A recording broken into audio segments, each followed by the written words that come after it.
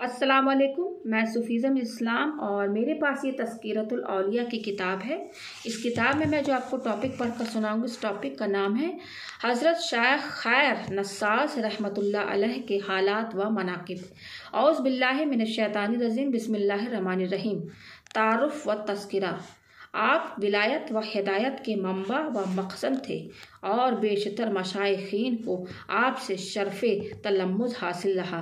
हत्ता कि हज़रत शिबली और हज़रत इब्राहीम जैसे बुजुर्गान किराम आपकी मजलिस में ताइब हुए, लेकिन हज़रत जुनैद चूँकि हज़रत शिबली का बहुत एहतराम करते थे, इसलिए आपने उनको उन्हीं के पास भेज दिया और आप बजाते खुद हज़रत सिर्री सख्ती से बैत थे।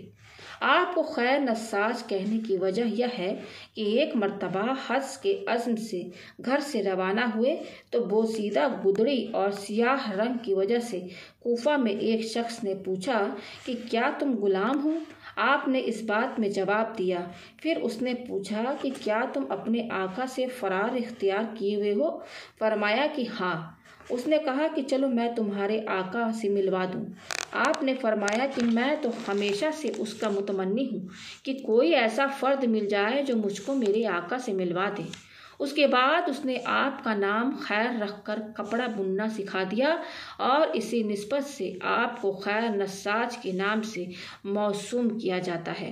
गर्ज के अरसरे दराज तक आप उसकी खिदमत करते रहें और जिस वक़्त वह आपको खैर कहकर पुकारता तो आप जवाब में लब्बैक फरमाया करते, लेकिन जब उसको आपके ज़ुहद व तक़वा का इल्म हुआ तो आपको बहुत ताज़ीम के साथ अपने यहाँ से रुखसत करते हुए अर्श किया कि हकीकत में होना तो यह चाहिए था कि आप आका होते और मैं ग़ुलाम।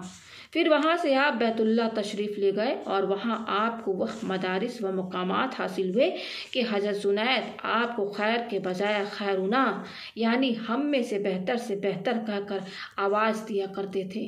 लेकिन आपका असल नाम अबुल हसन मोहम्मद और वल्दियत इस्माइल थी, लेकिन आपको खैर का खिताब इतना मरगूब था कि अक्सर फरमाया करते थे कि मुझे यह अच्छा नहीं मालूम होता कि एक मुसलमान का रखा हुआ नाम तब्दील कर दूँ। हालात। जब आप दरिया पर जाते तो मछलियाँ कुछ चीज़ें लाती और आपके करीब आकर रख देती थीं। एक दिन आप किसी बुढ़िया का कपड़ा बुन रहे थे तो उसने पूछा कि अगर तुम न मिलो तो मजदूरी किसको दे दूँ? फरमाया कि दरियाए दजला में फेंक देना। फिर इत्तफाक से ऐसा ही हुआ। जब वह उजरत लेकर आई तो आप मौजूद नहीं थे, चुनांचे उसने वह दिनार दरिया में फेंक दिए और जब आप दरिया पर पहुँचे तो एक मछली ने पानी से बाहर आकर वह दिनार आपके सामने रख दिए।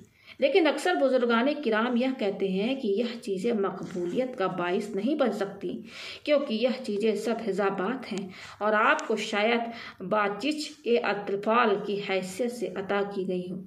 लेकिन हज़रत मुसन्निफ़ फरमाते हैं कि हो सकता है यह चीज़ें दूसरों के लिए हिजाबात हो, लेकिन आपको इससे मुस्तस्ना कर दिया गया हो, जैसे हज़रत सुलेमान के लिए यह चीज़ें हिजाबात में दाखिल नहीं थी। इरशादात। आप फरमाया करते थे कि एक रात मुझे यह तस्वुर बन गया कि शायद दरवाजे पर हज़रत जुनैद खड़े हैं और हर चंद इस तस्वुर को दूर करने की कोशिश करता रहा, लेकिन जब मैं दरवाजे पर पहुंचा तो वाकई आप वहां मौजूद थे। आपका कौल था कि दौलत को मुसीबत और गुर्बत को राहत तस्वुर करने वाला ही हकीकी फ़कीर होता है। फरमाया कि खौफ इलाही बंदों के लिए एक ऐसा ताजियाना है जो बड़े बड़े गुस्ताखों को राह रास्त पर ले आता है। फरमाया कि आमिल का अपने अमल को बेवक्त समझना ही कमाल अमल है। वफ़ात।